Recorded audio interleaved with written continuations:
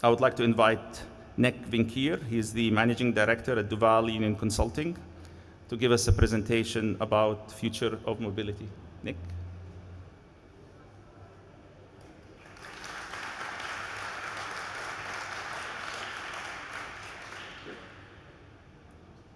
For the mic, yes, I have a clicker here. Thank you so much. Thank you all for having me, and thank you all for being here. I'm very honored to be here as a speaker at this great event, so thank you for inviting me. I'm just waiting 1 second before the presentation pops up, and there it is. All right, great. So, my name is Nick. I'm indeed MD for Duval Union Consulting. We're a boutique consulting agency helping corporates with digital innovation. So I won't elaborate too much on what we do. We can keep the sales talk for afterwards because I don't want to bore you with that at this time of the day. I really want to inspire you today and make sure you all have a fun time and a great time today. We work with companies like Engie, and that's how we got engaged, let's say, with the business council here. So I'm very happy to be here today, obviously, for that. I'm going to go further. So, topic of today, future of mobility. And I have to give a side note because what we do as an agency, we help corporates with their future vision, let's say. But I have to admit, we don't really know what the future of any industry will be. So our customers should keep their ears closed right now. But anyone who says that they can predict the future is just blatantly lying. We can't do that. What we can do, however, and what we try to do is to understand what is happening today and make safe assumptions for what is going to happen.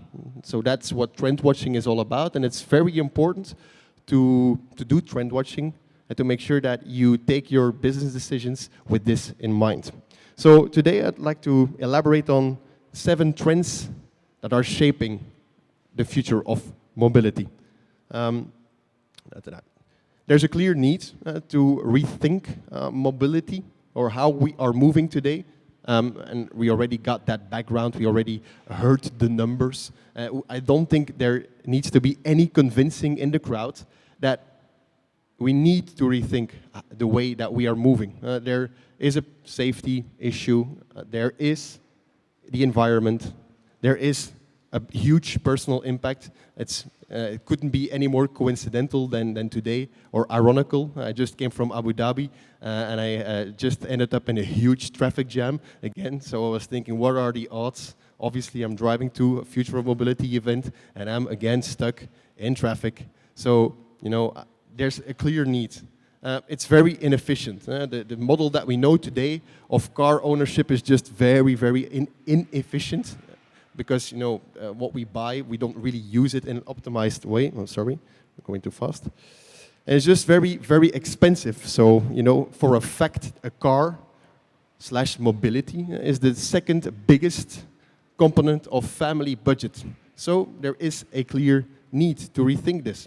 And if you want to rethink mobility, we need to think in an ecosystem, because we can't rethink the way we move without rethinking the way we live and the way we work, because it's all interconnected with each other.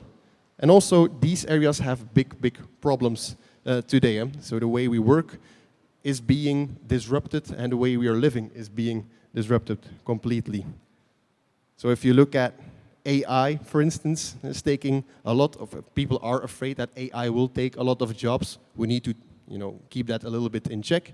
There's new ways of working, flex jobs, the gig economy, the people that drive around with Uber, the people that drive around with Deliveroo, especially in Europe. That's a great student job, and just people do it a lot as a side job. There's a lot of questions going on. How long will we have to work? Especially if you look in Europe, if you look in the US, how long will we need to work as a population? There's uncertainty for our income. If robots will take over, well, how are we going to be paid? And there's new jobs. And then this clicker is really not really working, so I'm going back. And if we look at the work of future, are we really ready for that? So our new skills, will be needed, and are we as a society ready for that? Is the education system ready for that? And then if we look at how we live, it's also very ancient, right? We still live in very medieval ways. There's a reason for that, but we really need to break away from those patterns, from that linear living, the urban sprawl, because it is just very inefficient for any type of system. And I'll come to that a bit later. Here in Dubai, we have a bit of an advantage because it's a very young society. So you see that common mistakes from all around the world are avoided over here already, so that's good. But anywhere in the world, anywhere else, we see that it's just a big, big issue. There's a huge disconnection between the functions in our lives. So we don't really live where we work, and we don't really work where we shop. So there's a lot of transformation, again, going on. And if you add that to the fact that mobility is, part of my French, sucking today, and then the way we live, again, the way we work is changing, you can see that it is becoming what we call the meta storm. So there's a huge disruption going on. There's a huge need to rethink all three of those basic areas of our lives. So there's a fundamental change going on, one, and needed, two. But we shouldn't be too negative about this, right? Because there's a lot of negativism going on if you read the paper, if you look at the media, and they have to do that because negativity creates clicks. That's nice, and clicks are still the business model of media outlets. But we shouldn't be held back by that. I'm rather a positivist. I really like the future. I'm very positive about what is happening and what is about to happen. And we really need to look at all of the challenges as opportunities. I'm sure that we will reinvent work, life, mobility, that we will have a rebalanced income, that there will be a solution for climate. Only if we have that positive mindset, I'm sure we will get there. So without further ado, I'd like to go further in how we will need to move away from, and I don't want to step into the discussion because it's a huge debate, car, no car, ownership, etc., etc. I don't want to jump into that discussion, but I'm sure that no one here can argue about the fact that we need to move away from the mobility model that we know today, because that's ancient, medieval, and it's proven that that model is not working today.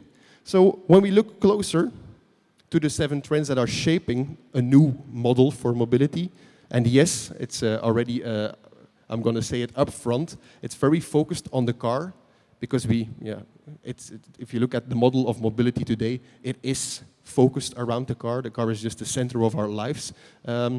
So if we want to understand what is coming, we need to zoom in on what is happening with the car. But if you look at the 7 trends that are shaping it, the first one is not about technology. Shocker. The first thing, if I would ask you, what would it be? Regulation. I keep it as the last one because that's not the positive thing.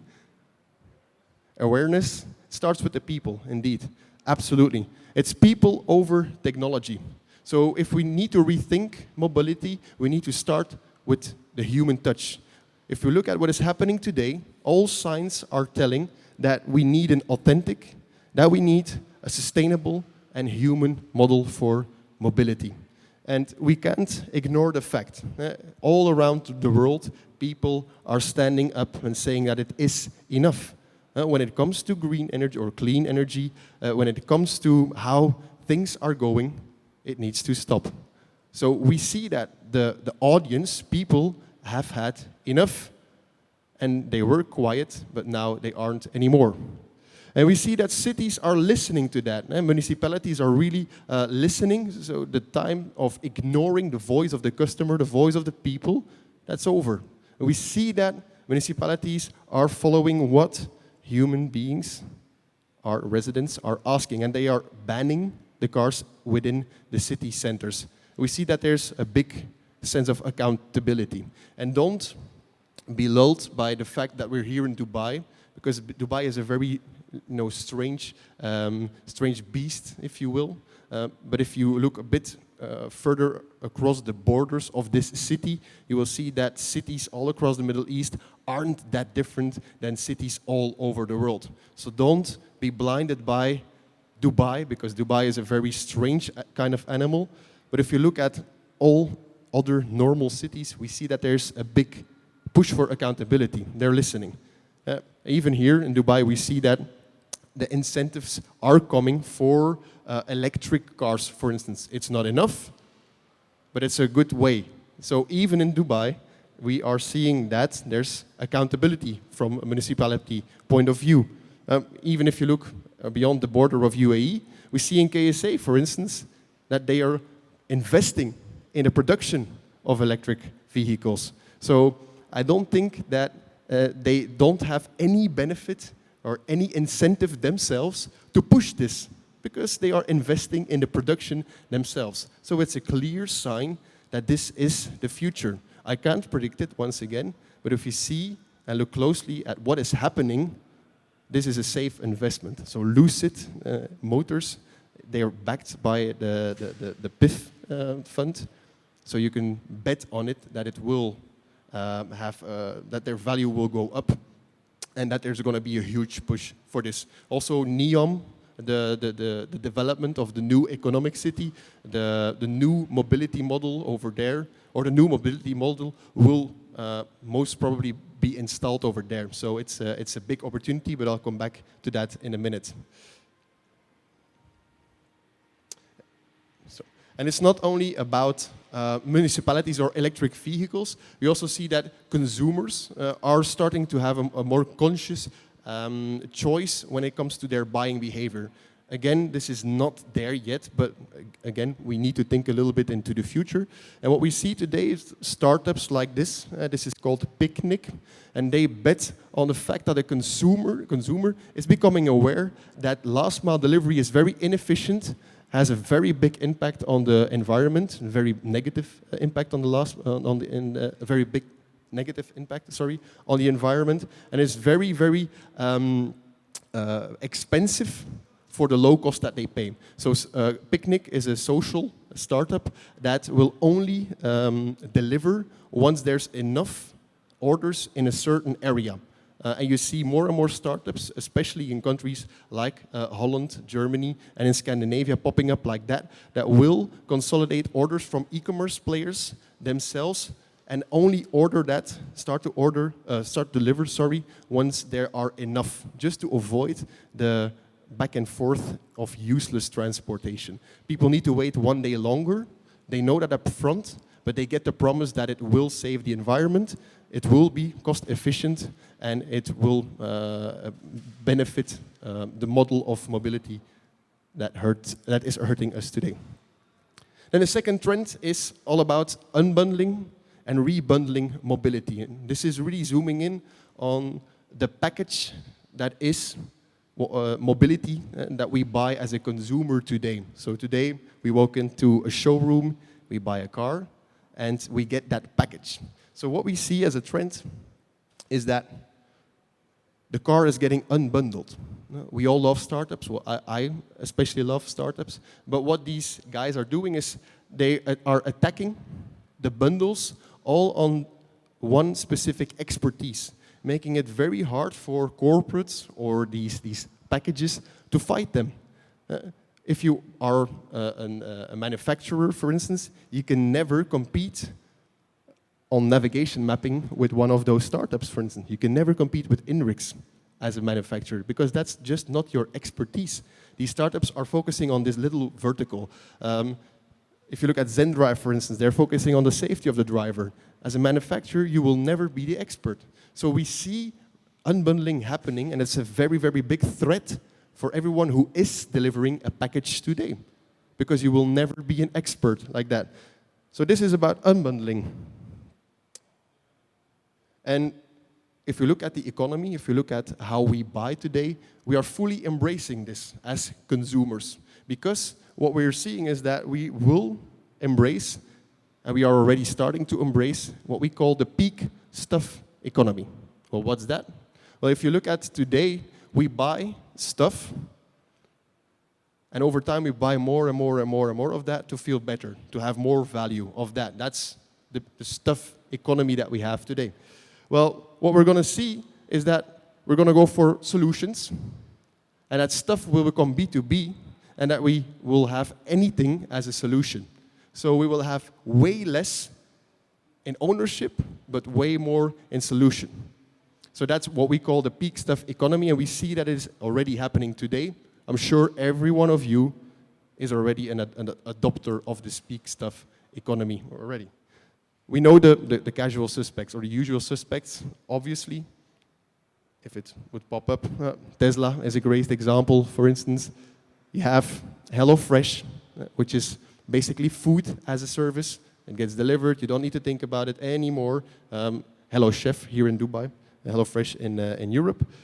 Energy as a service, and so on and so forth. So as a service is one of the biggest things that we see, and it's playing into the cards of this trend of unbundling. Because we will have specific experts, and they will deliver anything as a service to what we do. And next to unbundling, the traditional packages, we will also see, or we are also seeing, rebundling again. So if you have these little experted startups, like we saw, that are unbundling the car, you need new aggregators. That could be, obviously, the traditional players again, that rebundle again, and that's how we come up with mobility as a service. So this is what we see. We don't buy a vehicle anymore, we buy miles as a solution. And this is what's going to happen. This is happening already today, and it's only going to go forward like this. But I need to temper it a little bit, because we're not there yet. I'll come back to that. But once this happens, and it's already starting, once we are at the peak of that peak stuff economy, it's a huge problem for the manufacturers, the brands. Because what we will see, and what we see just today already, is that we will choose tiers over brands. We won't really care anymore if we go for a mobility as a solution service. We won't care about the brand of the car. We won't care about the brand of the bike. Today we see that already. When we're renting bikes in Amsterdam, in Germany, and Belgium as a service, I literally don't care which brand it is. And this trend will only continue for more and more solutions in the mobility model. So if you are a strong brand and you're depending on your brand today as a car, well, you should start to think about what your tier will become rather than your brand. I don't want to be the pessimist, I want to stay positive, but you should start to look for new solutions and don't bet on your only USP, which is a nice logo and a great connection with your customer. But there, obviously, I need to make sure, that we are connected with reality. I don't want to be the kind of speaker that talks into the clouds and just promise you stuff that is not there. So when we talk about mobility as a service, we are definitely not there yet. Absolutely not. To get there, we all need to collaborate, because mobility as a service 2.0 will be what we need, and it's only going to get there if we have full connectivity and full autonomy, not full autonomy, but full connectivity and a next level of autonomy of our vehicles. And that's where we really will be able to speak about mobility as a service 2.0. If all of this happens, and it will happen, so we can't argue about this, this is just what we see, and this will continue to go forward. This is very important for any type of business to look at the mobility architecture behind this, because the business models, the products that we're selling, the services that you're selling today, those will change. Some will erode, some will disappear. So it's very important to look at a new reality, and look and think about what it will be what the impact will be for your business. Because you will have players that supply a mobility hardware. So it could be that this is your area, but this is quite a red ocean and very hard to penetrate, obviously, to make the actual vehicles driving from A to B. The next tier will be the mobility solution platforms on top of that. Could be that it's banks, could be retailers, for instance, that commercialize the mobility solutions that will sell miles. If you think about it, it's not that far-fetched. We see that sports clubs are also selling SIM cards for your telephone, for instance. So I'm a fan of Bruges, FC Bruges. They also sell like a package for your cell phone, the Club Rouge subscription membership. And in Belgium, I bought it when I was younger because I was a big fan. That was a brand that I loved. I didn't care about telco. I cared about Club Rouge, my football club. So in a far future, it could be that I will be a part of the Club Rouge Mobility as a Service membership. And I will drive around cars that are in the pool of my favorite sports team.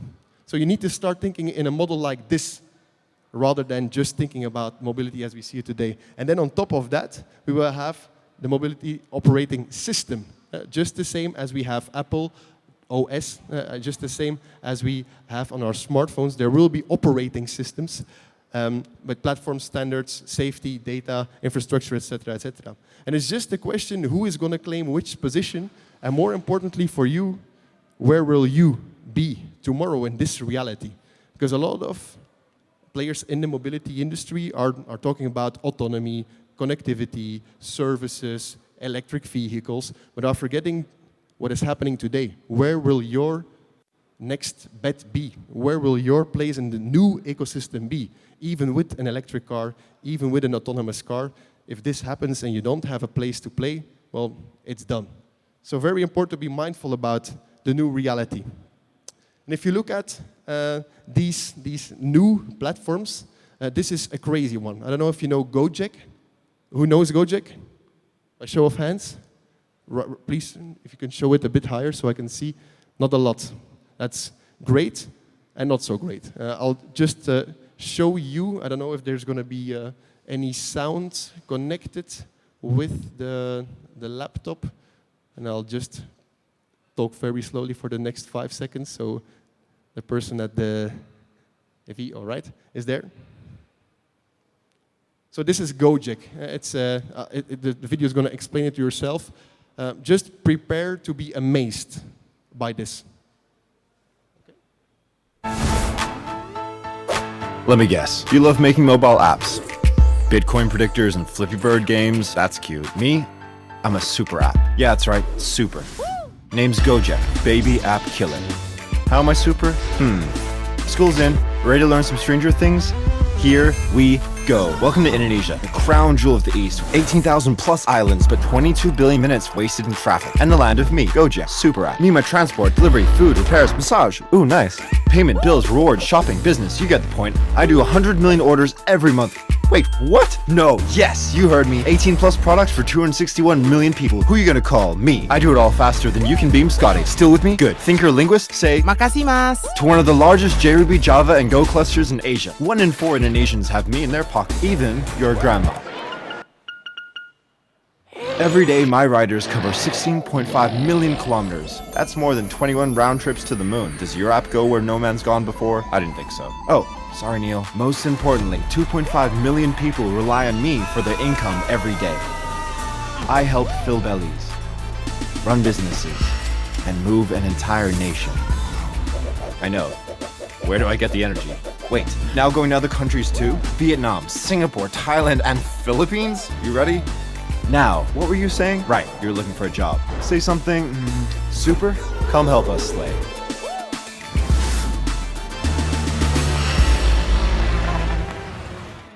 All right, so what do you think when you see this? You should be scared, to be honest. If you're in the mobility industry today, you should be scared, because this is going to be the platform that's going to sit on top of what we used to call the mobility sector 1.0. This will become the interface where the consumer, the customer of tomorrow, will have an interaction with what you make. And so we're just going to have vehicles, the solution, and this will be the interface where we will have a connection with. It's amazing. So how they brand it is super nice. It's very startup-y, raw, flashy, but it is very scary when they talk about the amount of people that are depending already on this app. And if you look closely over here, Karim, Uber is going to do just the same thing. So it's just one step away of branching out much more. In China, you have WeChat, for instance. In the US, there's a bit of a battle going on. Facebook wants to become this, but you also have Uber over there. Lyft also wants to become something like this. But if you look more into what is happening in Southeast Asia and China, we can predict what is going to happen over here as well. So these super apps will come, and they will sit on top of the Mobility 1.0 sector. So my question is, are you ready on the one hand, and are we getting prepared to start working together and breaking away from the whole notion of everything is ours? Our vehicles are our vehicles, and our data is our data. So this is the reflex that is, it's normal, it's a given, but it's not helping you. It's like quicksand. The more you move and the more you are against it, the deeper you will sink. So data is indeed the new oil, and the slide says it, an engine can't function without oil. Just the same as autonomous driving and the mobility as a service also will need oil, but not in the classical way. They will need data and connected vehicles. So if you think that as an OEM, you are going to hold onto your own vehicles and your own data without having an open mindset, I have bad news for you. So it will need to change. Right. I thought it was 5 minutes, it's 15. Yeah. It's like, whoa, that's... Then number 3, if we look at all of this, and this is also what is happening. Sorry, I'm standing in front of it. Number 3, we see that the value chain that we know today will need to change. I don't think anyone, again, will argue with that.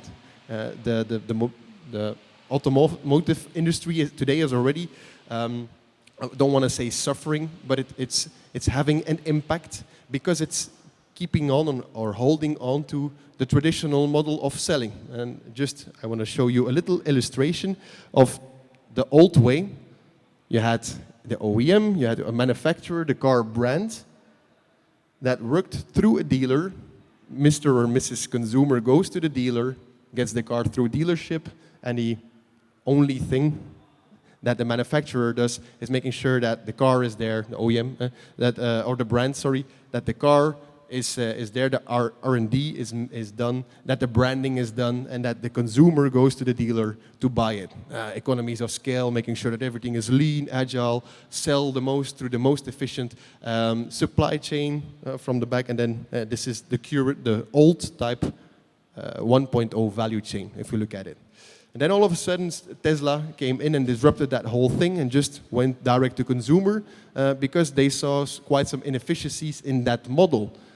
All of a sudden, Tesla came with their new innovation, and they decided to sell it online to the consumer, while all the rest of the industry didn't believe that it would be, possible to sell a $100,000 or more car through internet. And still today, people are just checking out, click, click, click, click, 3, 4, 5 taps, and they bought a car on their smartphone. And we're doing it. So they paved the way, and what we see today, after a lot of hesitation and a lot of laughing with the model of Tesla, that also the traditional players are following it. Are also, if you look at Volvo, the Polestar is also sold online. So first, they laugh at you. A second, yeah, I'm not going to finish the quote of, they say it's Gandhi, but it's, by the way, not true. So it's an urban myth. Gandhi never said that. Like, first they laugh at you, and then you win. He never said that. Just one thing you can remember of today.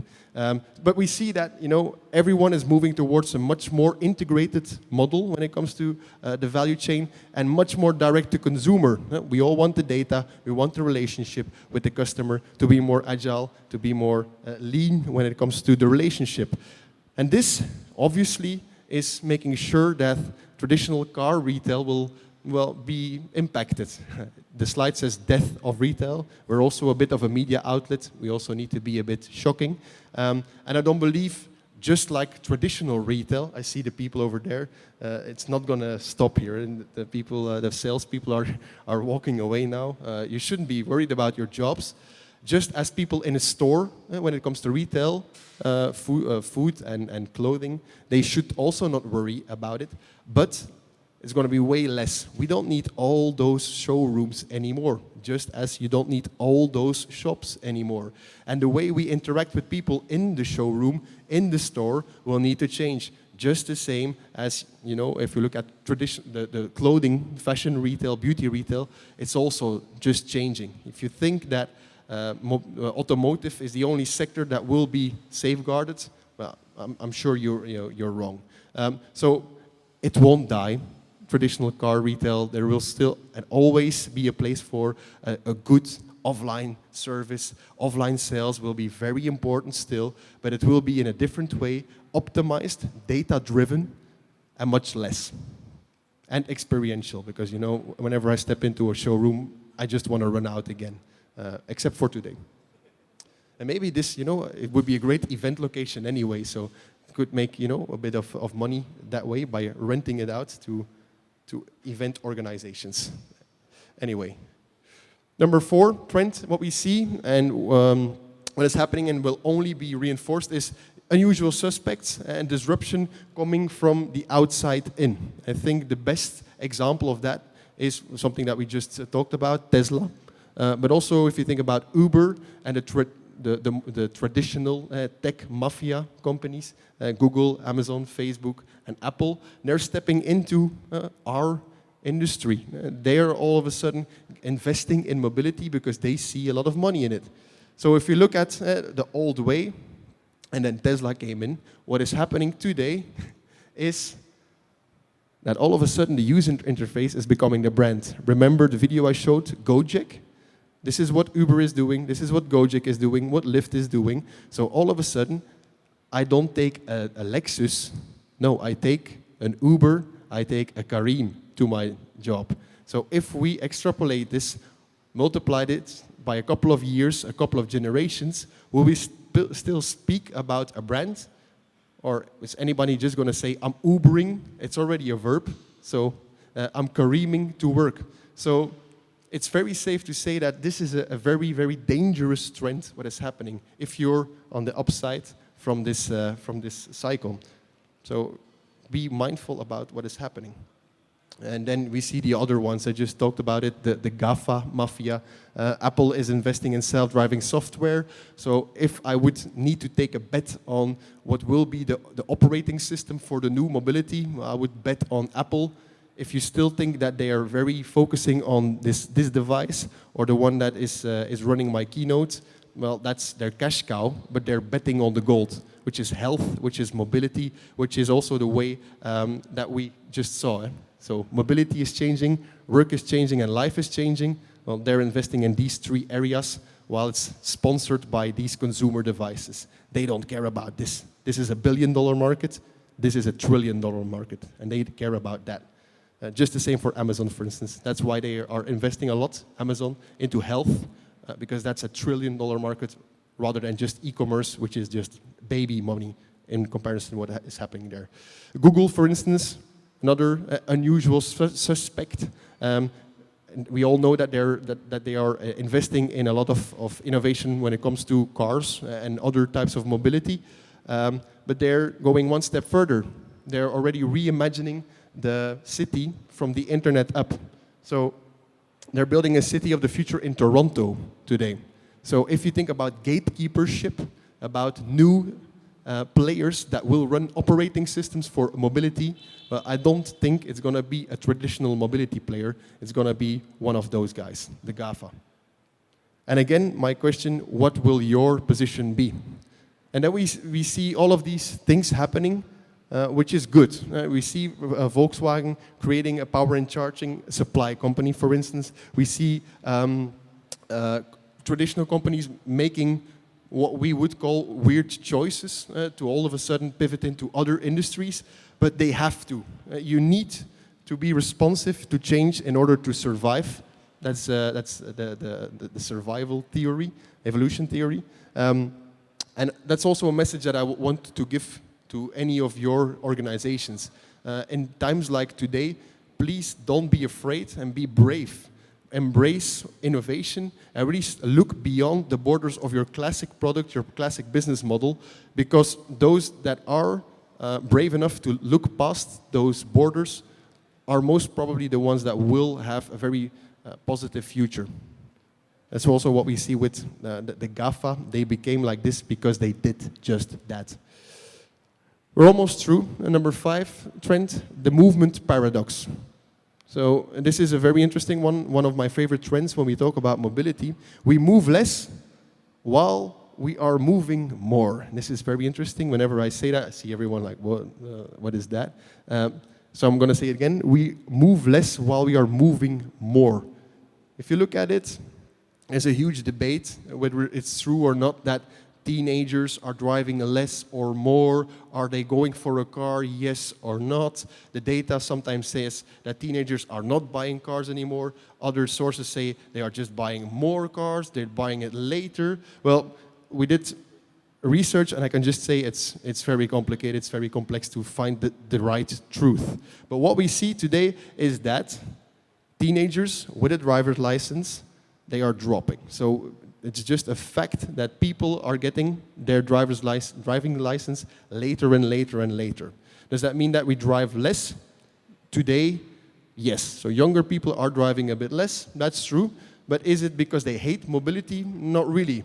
If we look at why they don't have a license, young people say, and I have to quote them to make them, to make it believable, they say that they are too busy or not having enough time to have a driver's license. So imagine having a 17-year-old in your house, or 18 years, and you're asking them, why don't you have a driving license? Because I am too busy to get a driving license. So that's the biggest reasons why they don't have it. And then number 2 is owning and maintaining a vehicle is too expensive. So again, the model is a bit broken, but they're just too busy. We are trend watchers, so whenever we see something like this, we need to go further and check a little bit how busy are they, the young guys of today. So if you look at the labor force participation ratio, which shows the people from the age 16 to 19, the work rate, we see that it's only dropping and dropping and dropping. So the fact that they are too busy is not about them working, it's just them feeling very busy to not get a driver's license. Anyway. We're moving less, so that's a whole thing. With a car, so we're driving less. That's a fact today. However, we are not moving less. We're just using different types of mobility to get around. If you look at shared electric scooter rides, they accounted for more than 45% of all the micromobility trips in the US last year. And we see that the trend is exponentially going up. Micromobility is a real thing. In Dubai, it had, I'm sure you saw the hype popping up and then exploding as it got banned very quickly, as it rose to the top as well. But it is a global trend, and it's now it's a bit put on hold over here, but it's not something that we can stop. Before we know, it will pop up again, and it will be huge, just as it is huge all across the world today. The thing why we drive less is because we need to move less. We live in an on-demand economy. We get anything delivered at home. We get anything done at home. I'm sure that, and you don't need to show your hands because I don't want anyone to be feeling bad about themselves, but I'm sure there's quite a few people that even get their laundry done with washman. They get it home, this and that. We don't even do that anymore. It's becoming too convenient to do our own laundry. We just have someone pick it up, do it for us, and bring it back again. It's a great time to live again, and we're too busy to do other things. So this on-demand economy makes sure that we have to drive less. So of course we are driving less. And if you look at urban planning, this is also what is about to happen. So in 2030 and from there on, we will see concepts like this popping up much more and more. So new cities, new developments, redevelopments, new urban planning will be much more circular. So we are going back to how we lived before. We will be much closer to where we work. We will live where we shop, a bit like what we see in Dubai. So that's why we are a young society, or this is a young city. And you see that they embraced this this urban village model early on to avoid the whole mess of linear living and urban sprawl.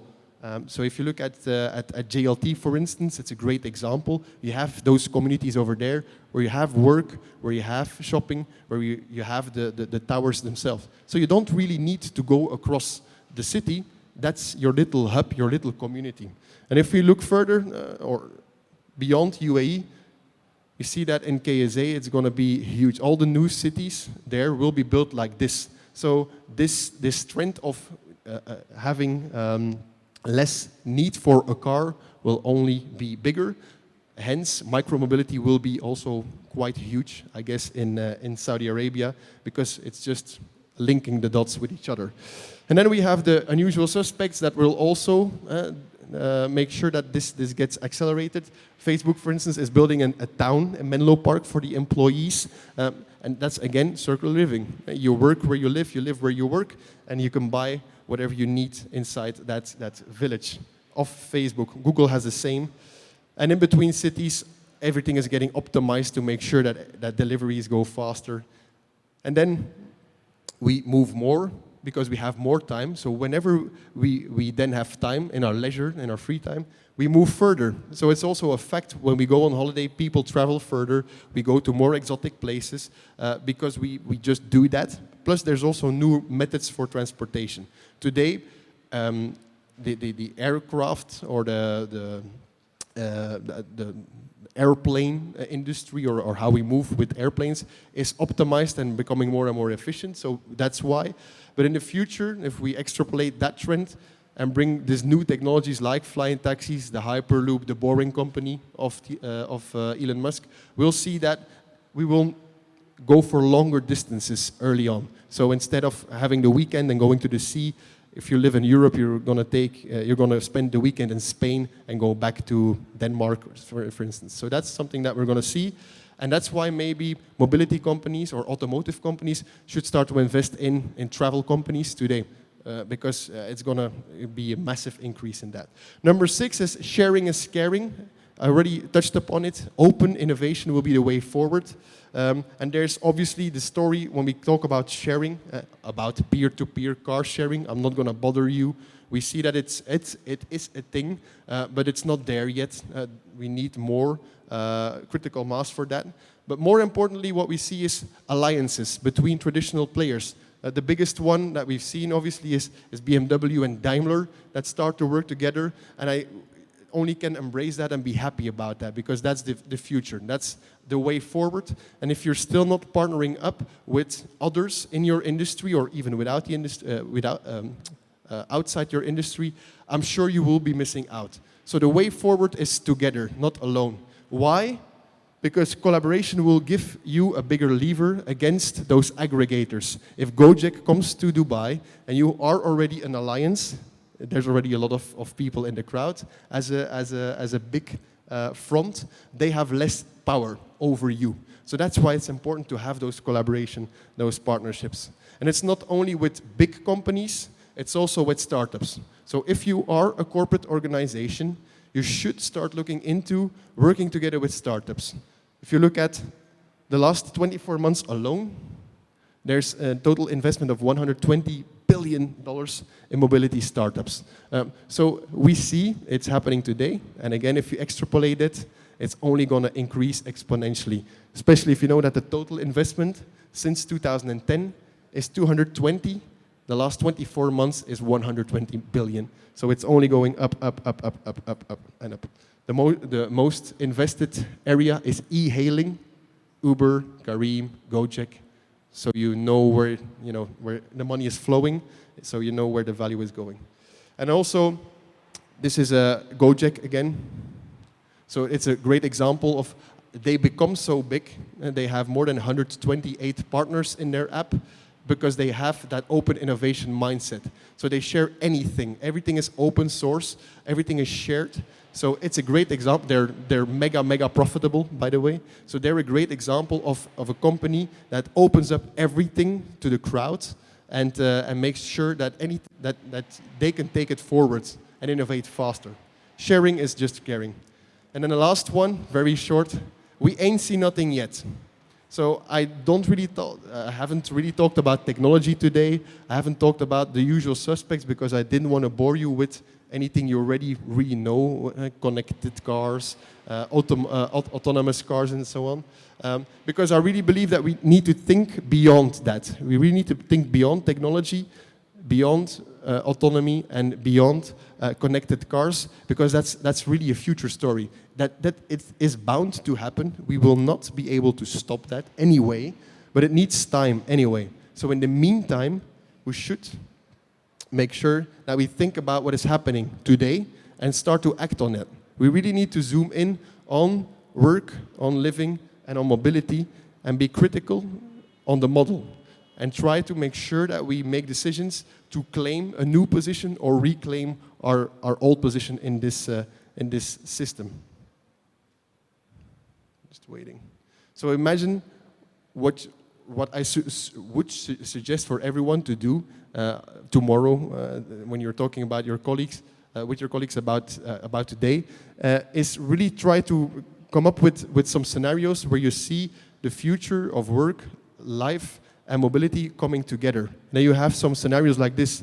Micro-entrepreneurship will arise when autonomous cars use free parking space at your house. So your self-driving car will come to my house, it will park itself, and my micro wallet will be filled with cryptocurrency in return, which I can use for the decentralized solar energy that I'm using from my neighbors. So this is a future a bit far-fetched that I really believe that we will live in, hopefully sooner than later.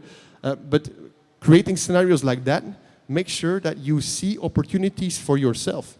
So car companies investing in cryptocurrencies, all of a sudden it's not that stupid anymore if you see this scenario. So that's the power of trend watching and scenario planning. And that's what I would suggest you to do, to look at those, to look at surrounding industries, not only your automotive bubble, transportation bubble, infrastructure bubble, but also what is happening in retail and logistics, because what is happening there is impacting your industry. And then further, obviously, we see the 6 big areas that will impact this, but also you will impact that. So we shouldn't forget today, and I would like to end my presentation with a famous question or quote by Jeff Bezos. He ends all of his internal speeches with the same thing. Is it day one? Is it one day, or is it day one? And this is really important that you all are activated and are positive about the future, because negativism isn't good for anything, but really be brave and try to innovate as a traditional company. These are the 7 trends. I will make sure that you guys get the presentation. I will send it through to the organization so you can glance through it. If you have any questions, I suggest we can just, I don't know if there's still time for questions. I just need to check with them. 2 questions? 2 minutes? Okay, so that's 1 question.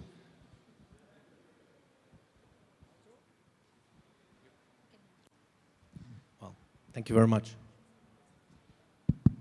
Well, Nick, this was the best presentation I have seen in the last couple of years, so congratulations. I learned a lot of new things, and you got me really interested and confused at the same time.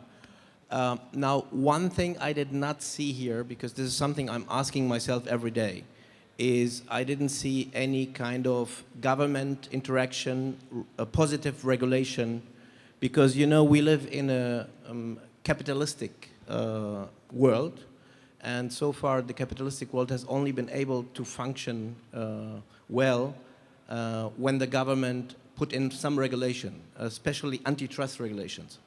So before you were talking about brands, let's say a certain car brand. When it became too powerful and wanted to buy another car brand, the regulator stepped in and said, no, you will become too powerful, there will be no competition going on, we are not going to allow this.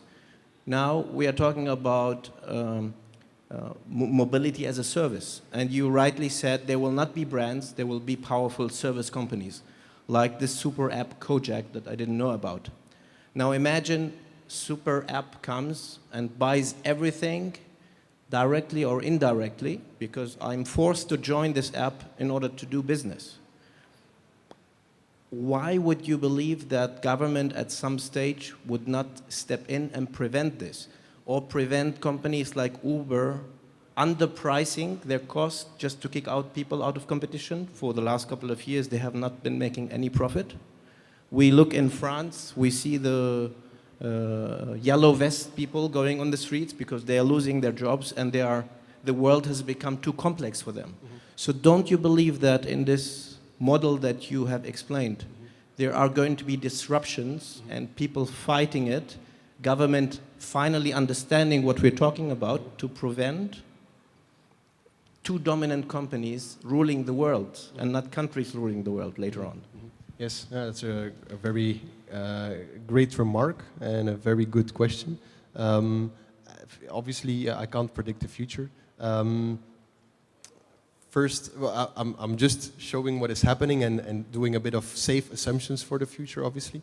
But what I believe the future a safe bet would be for the future is that there will be tight partnerships with players like Gojek and the governments of the countries that they're acting with, because otherwise it won't be possible. I have the luck to be born in a country like Belgium, where they even banned Uber. So I know what it feels like as a consumer to go back to my country and not be able to use any good mobility solution. So I hate taxis. I hate the government for that.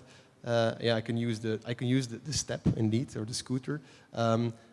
But I'm angry as a consumer myself because I can't use that solution. So banning it is not a solution. What I do think is the partnership between players like Uber and the government. I think a tight, obviously now with Karim been bought by Uber, the partnership between the government and Uber will be a bit harder. But if you look at WeChat, for instance, well, that's basically, it is a government solution. Gojek is very tight with the governments that they are in the countries that they are operating in. So I think that will be the future, and that will need an open mindset from both sides. So from the startup side towards government, and from the government towards the startups, not to ban it, but to collaborate in benefit in the benefit of the consumer. Not only for convenience, but also for economic purposes, because I think there's huge social value in these type of solutions as well. If you think about people that are unemployed, a super app like Gojek would be really, really good to help people find a new job from the entry level up until new careers that they can make. So these guys are, by the way, they're growing too fast. They can't staff fast enough. So whether you're a deliverer or you're like a data scientist, they just say, come and work for us. So you see that link with the government already coming closer and closer and closer. So I hope and I think that the social aspect of these companies will become much larger and the partnership with the government will be much closer. And I think nations will start to build super apps themselves like this.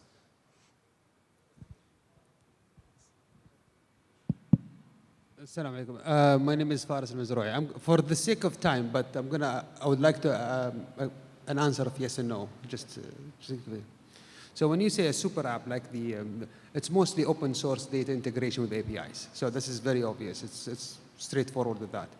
The second thing is I will fact checked only. I love what you have. We've seen it many thousand times. Though people forget the culture, forget. Weather, forget, regulations. And that's where it comes and pave the ways. Now, Sam, thank you for the question. It's very amazing. The Prime Minister office in the UAE, they've done RegLab. They've done Sandbox. For anybody who has a product that thinks that it's disruptive, the only thing that they are working on is protecting of the IP. Because anybody who has something new that is going to be tested and nobody allows them, they can come there and apply for it, which is the government is hearing out. It's very positive from their side. I think it's only the incentive side for the electric vehicle and the mobility sector in the next film. So my question to you right now, where do you think we're going to be in the next 2 months? Not 10 years. That's the thing. Are we going to bypass that and go forward with like Rustamani today, where they are going to have an introduction within a mobile app for any customer? to be a retrofit, even though it's a 1997 vehicle, where it's very old, because that gives you data too. So, do you think that dealers will allow that to happen? Do you think manufacturers are going to say, yeah, it's okay? Because manufacturers have their own priority to it. I think, yeah, absolutely. This is a great question. I love it. Because indeed, you can think about 2030 and so on. But what is very important, I guess, for the next 2 months and the end of the year, let's say, is this one. So indeed, the value chain of today is disrupted completely, and any traditional, let's say, car company like here, if they're not willing to see that the whole experience, the whole customer journey needs to be looked at and changed, they're going to miss out. Obviously, the numbers don't lie. We see what is happening in any industry in the world when it comes to shopping cars. And it's just the same as with retail. So people just tend to go less to a showroom, and if they go to a showroom, most of them hate the experience that they had. If you look at the approach, email marketing that is happening from dealers, people hate how they are being approached. So if there's one focus point, value chain 2.0. Thank you. Sorry?